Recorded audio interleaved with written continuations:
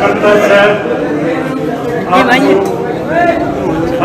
करते वाहिगुरू जी का खालसा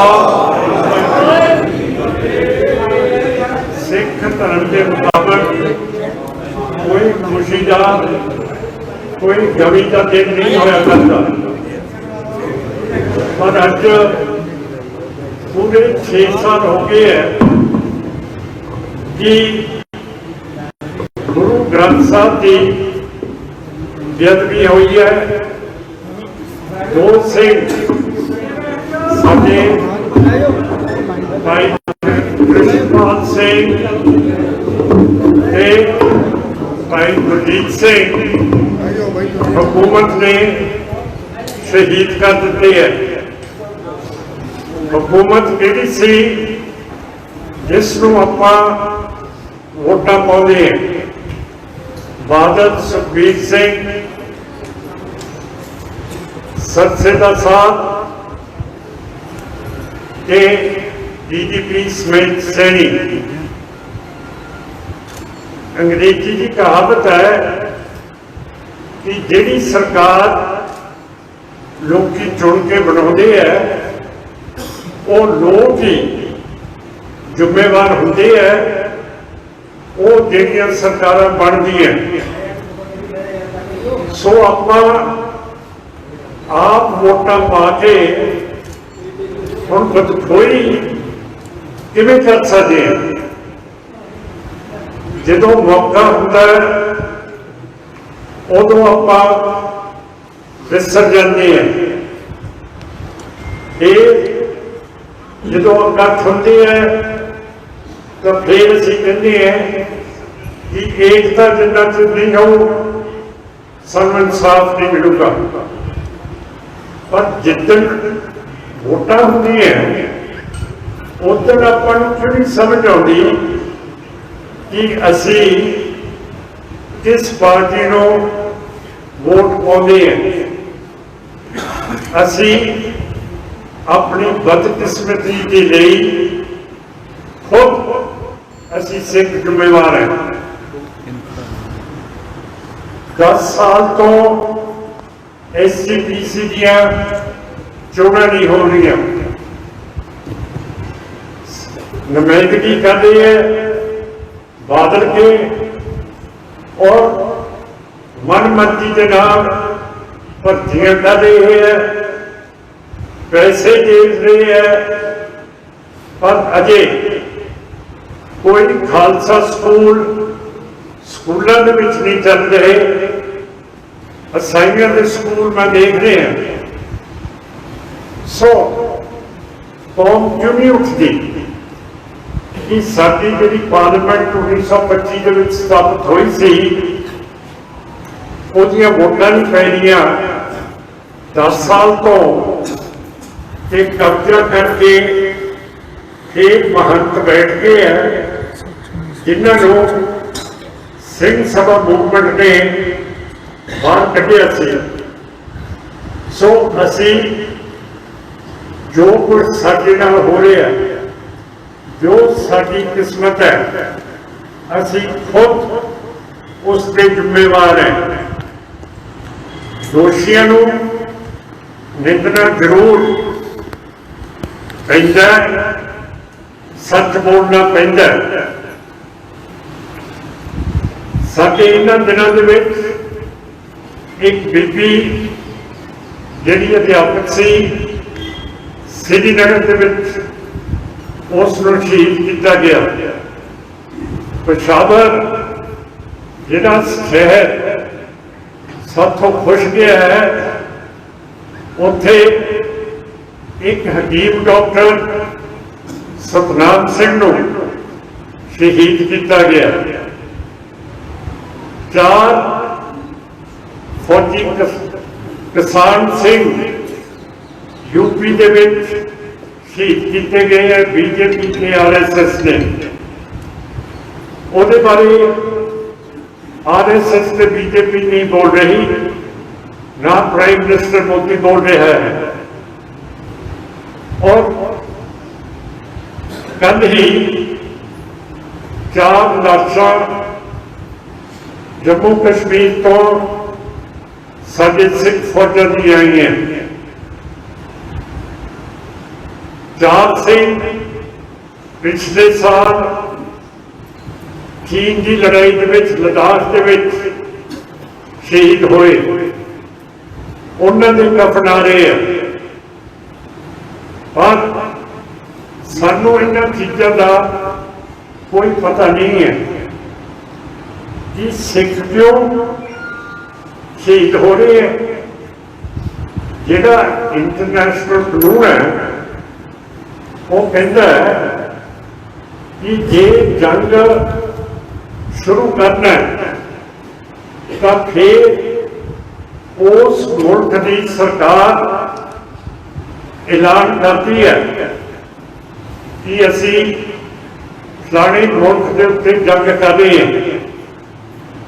पर चीन के खिलाफ पिछले साल तो सरकार ने तो कोई ऐलान नहीं किया कि असी जंग दे विच हैं। ते 4 सिख फौज के उत्थे शहीद हो जाते हैं। कल लाशां जम्मू कश्मीर तो आई है। कोई ऐलान सेंटर की सरकार ने नहीं किया कि असी जंग पाकिस्तान के नाल लड़ रहे हैं। फिर सिख फौजा अंदरूनी जंग के लिए क्यों इस्तेमाल हो रही है, क्यों कर रही? तो आप बोलते नहीं, दूजी आप ताकत लैन तो भुल कटते हैं। जो मौका होता है उदों साडी वोट 6वें पातशाह ने सानू किरपान दी है। ये उल्ट जो इलेक्शन का सिंबल है या निशान है उन्होंने आप वोटा पा दें, फिर रोंदे। हुण अंदरूनी जंग दे विच सिख फौज नहीं भेजी जा सकती, ना कश्मीर दे विच, ना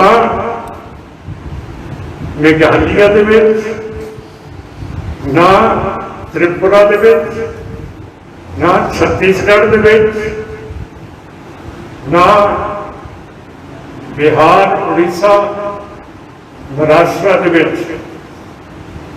असी सिंह अपने लोगों के नाल नहीं लड़ सकते है। जिन्ना चिर जंग का ऐलान नहीं होता असी अपनी लाशां अपने भरावां की लड़ाई के विच क्यों जाया करिए। कश्मीर, लद्दाख एक इंडिया का हिस्सा है, तो फिर उत्थे सिख फौज क्यों अपनी जंगा दे रही है। कोई अपना नुमाइंदा होए तो बोले, पर जो नुमाइंदा ही नहीं है कौन बोलूगा। कल सेंटर की सरकार ने BSF का ऐलान करता कि 50 किलोमीटर बॉर्डर तो हुण BSF तलाशी भी ले सकती है, गिरफ्तार भी कर सकती है। पर मैं तुहानूं दसना चाहुंदा कि अपना कानूनी हक की है।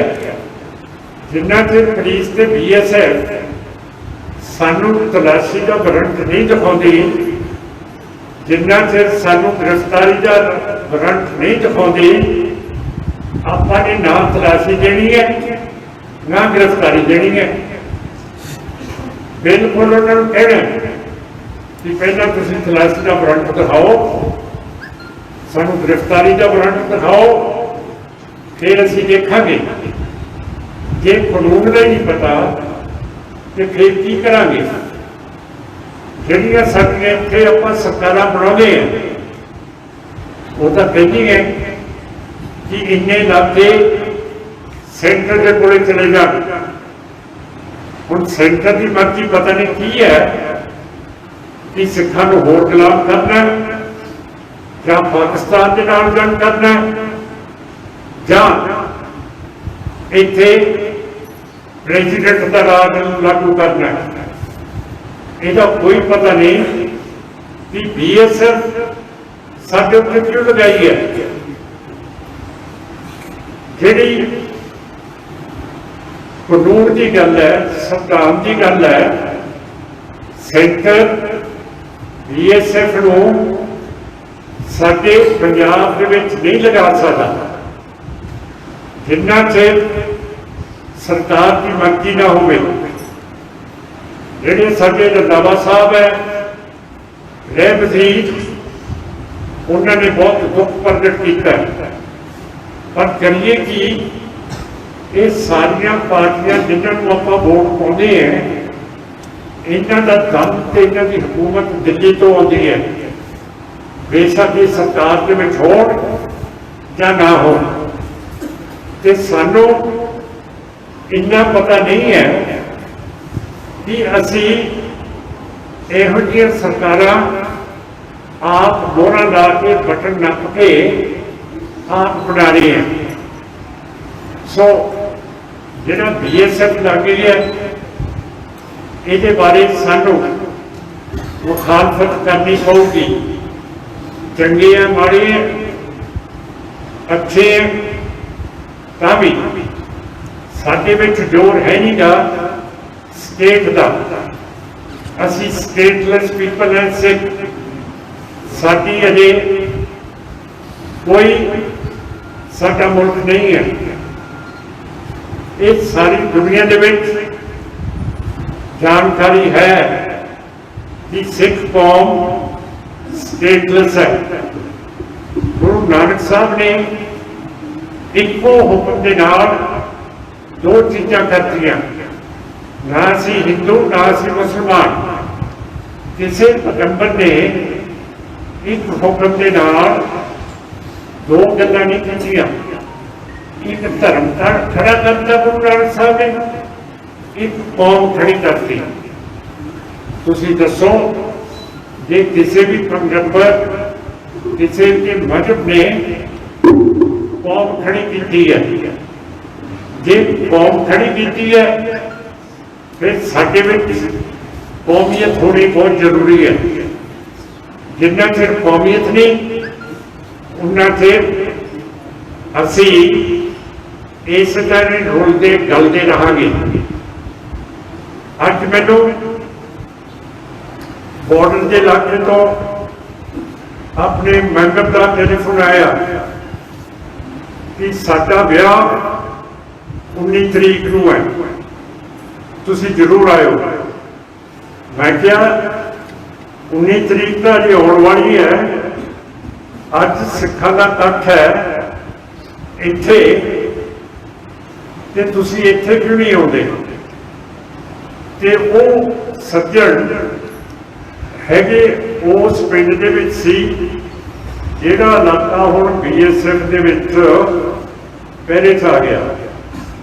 मैं कहा जे तुसीं अज इत्थे आउंदे, कल नूं लोकां नूं पता लगदा कि ये इकट्ठ होया शहीदी इकट्ठ है, ते सिख इहो जी फौज सेंटर की नहीं लगाना चाहते। कल नूं तुहानूं फड़ लिया, तुहाडी तलाशी ले ली, फिर पार्टी के कोले इन्नी ताकत नहीं होगी कि असी इस हुक्म नूं चुनौती दे सकीए। सो भरावो बीबियो, पंथक इकट्ठा दे विच आउणा अपने लिए बहुत बहुत जरूरी है कि आपां एकता दिखाइए, जिहदे नाल हुकूमत नूं पता लगे कि सिख कौम एक वखरा मजहब है तो एक वखरी कौम है। जिन्ना चिर इस चीज़ का पता नहीं लगता उन्ना चिर साडे उत्ते जुल्म हुंदा ही हुंदा रहूगा। सो मैं आस करता ज़्यादा मैं नहीं बोलता, मैं बाबा जी इस स्थान के जिन्होंने सानू अज जगह दी है, 10वें पातशाह के दरबार के सानू बुलाया, साडी सेवा की है, उन्हों का बहुत ऋणी है। भाई गुरजीत सिंह ते कृष्ण भगवान सिंह के परिवार का असी बहुत ऋणी है कि असी आस करते हैं कि हुण पूरे 6 साल हो गए शहादतां नूं, इन्हां सिंघां दीआं नूं पूरे 6 साल हो गए है। महाराज गुरु ग्रंथ साहब की बेदबी हुई नूं अजे तक आपां नूं साफ नहीं मिलिया। जे असी लड़ना नहीं है तो साडी पार्टी हुण 103 दिन हो गए है पर गाड़ी विखे रोज सिंघां दे जत्थे गिरफ्तारी की जाती है कि सानू इंसाफ चाहिए। मैं आस करता कि तुसी उस मोर्चे का साथ दोगे, नेड़े दोनों सिंह हाजिर होंगे और असी लगातार गिरफ्तारियां दिंदे जाइए। जो इत्थे जुल्म होया, जो बरगाड़ी दे विच होया, जो कोटकपूरे दे विच होया, सारे पासे आपां सारे इकट्ठे होके ये लड़ाई लड़िए ते अपने आप को आज़ाद कराइए, जिहदे दे नाल साडियां फौजां नूं, साडे सिपाहियां नूं मन जिवें करता हुए हिंदुत्व का कदे उधर भेज देंगे हैं, कदे इधर भेज देंगे हैं। तो एक पॉलिसी बनाई गई कि जिन्ना चेर इंडिया की सरकार जंग का ऐलान नहीं करती उन्ना चेर साडियां सिख फौजां भरा मारू जंग के विच शरीक नहीं होंगे। सो आस करता हमेशा फतेगी कि किसी न किसी दिन तो होगा। मैनू कहते हैं सिमरनजीत सिंह मान को असी सारा कुछ देता सीगा। हाँ सारा कुछ देता सी, मैं तो बहुत शुक्रिया करता है, मेरी जान देती तुसी, पर कहते ये तो होया नहीं कुछ। हुण जिहड़ा मैं इत्थे जिहड़ी चिट्ठी चादर तुसी 1999 च दित्ती सी उन्होंने दाग नहीं लगन दिता ते ये बहुता नहीं है। सिख कौम के लिए लड़ रहे हैं, ईमानदारी रही है और थोड़ी सेवा करते रहे हैं कि ये बहुत नहीं है। दूजिया जिन्होंने तुसी सेवा इन्नी बारी दी है अज उन्होंने इतनी भंडी जाते ऐ तो नहीं ना होना चाहिए। थोड़ा जिहा इंसाफ करो कि जिहड़ा तुहाडे नाल खड़ा है उन्होंने कह दो कि वो खड़ा तो है कि उन्हें सारा कुछ दिता। हाँ दिता, मेरी जिंदगी देती है, मैं तुहाडा बहुत ऋणी है, नहीं तो मैंने फांसी दे देनी सी। ठीक है, सो मैं तुहाडा बहुत बहुत ऋणी है कि आस करते हैं अपनी फतेह की फतेह करते हैं। वाहिगुरू जी का खालसा, वाहिगुरू